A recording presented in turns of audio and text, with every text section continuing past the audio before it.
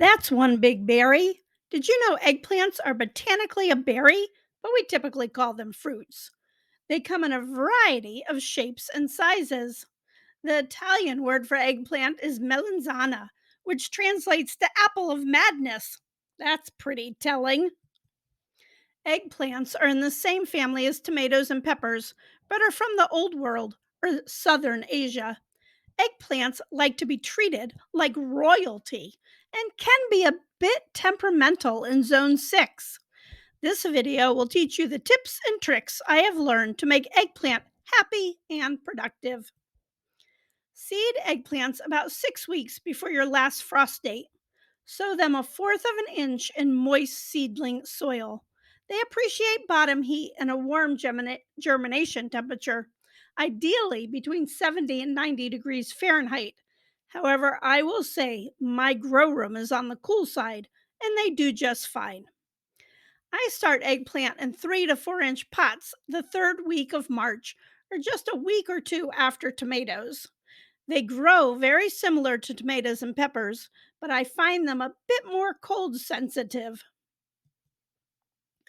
They like soil rich in nutrients, so add plenty of compost. Eggplants like a pH that is on the acidic side, which suits many Zone 6 areas. Test your soil, and if it's not in the 5.8 to 6.5 range, then add some cottonseed meal or acidifier to the bed. Before transplanting, you want to make sure the frosty nights are done, completely done, and the daytime temperatures are consistently in the 60s or 70s degrees Fahrenheit. Cover them with row cover to keep them warm and ward off insects.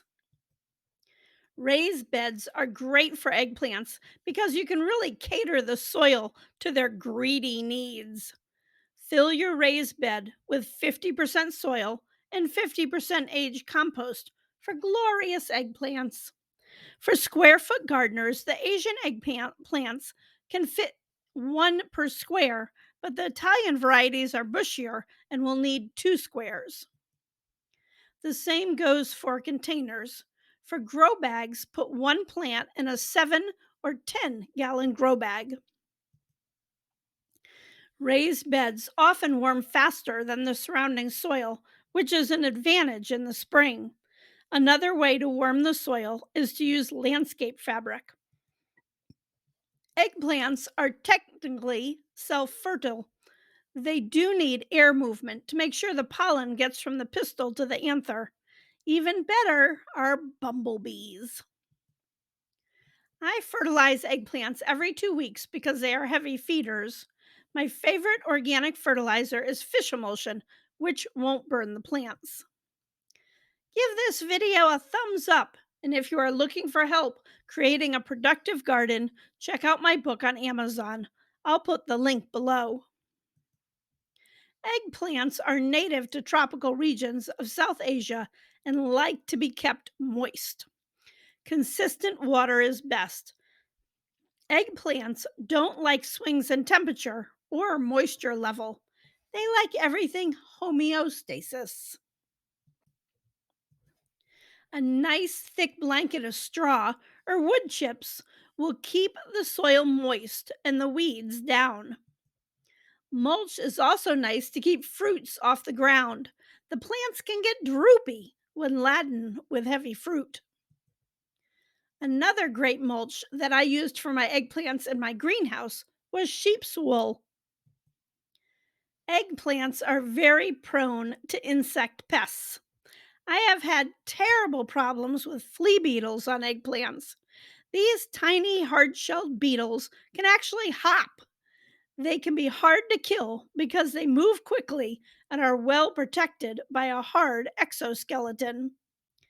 You can trap flea beetles with white sticky traps or use Monterey spinosad. They are repelled by strong smelling mints, such as hyssop and catnip.